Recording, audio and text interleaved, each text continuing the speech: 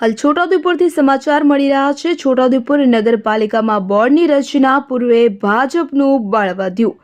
નગરના ward number 1ના જીતેલા 2 અપક્ષ સભ્યો ભાજપમાં જોડાયા તો વોર્ડ નંબર 1ના મહિલા સભ્ય નઝમાબેન ફેઝલભાઈ મલા અને શૈલેષભાઈ વલ્લભભાઈ રાઠવા ભાજપમાં જોડાયા છે।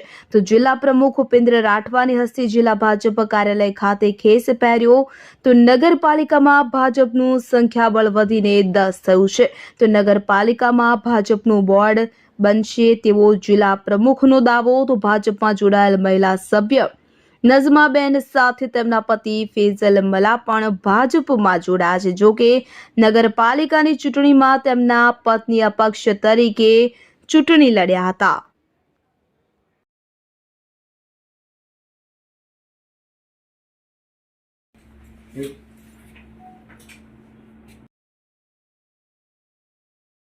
નગરપાલિકાની સામાન્ય ચૂંટણીમાં ભારતીય જનતા પાર્ટીએ 8 બેઠકો મેળવી સૌથી મોટા પક્ષ તરીકે ઉભરી આવી છે। ત્યારે આવનારા દિવસોમાં છોટાઉદેપુર નગરપાલિકાનું બોર્ડ ભારતીય જનતા પાર્ટીનું બને એ દિશામાં આજરોજ છોટાઉદેપુર નગરપાલિકાના વોર્ડ નંબર 1ના નગરસેવક શૈલેષભાઈ રાઠવા, નઝમા ફેઝલભાઈ મલા આજે ભારતીય જનતા પાર્ટી જોઈન કરી છે અને આવનારા દિવસોમાં અન્ય પક્ષના તથા અપક્ષ કેટલાક નગરસેવકો ભારતીય જનતા પાર્ટી જોઈન કરી અને ભારતીય જનતા પાર્ટીનું બોર્ડ 100% બનશે એવો મને વિશ્વાસ છે।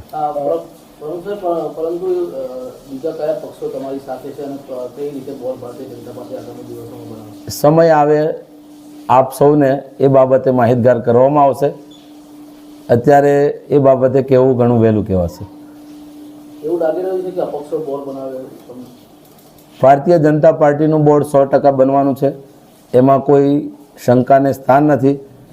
પણ કેટલાક કારણોસર અત્યારે હું આપ સૌ પાસે સ્પષ્ટતા કરી શકું એમ નથી।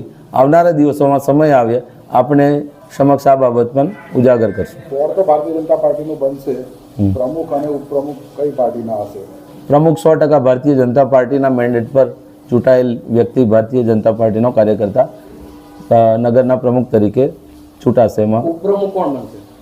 ઉપપ્રમુખે અમારે પ્રદેશ મોવાડી મંડળ પાર્લામેન્ટરી બોર્ડ નક્કી કરશે કે છોટાઉદેપુરમાં પ્રમુખ ઉપપ્રમુખ કે અન્ય હોદ્દા કોને ફાળવવા।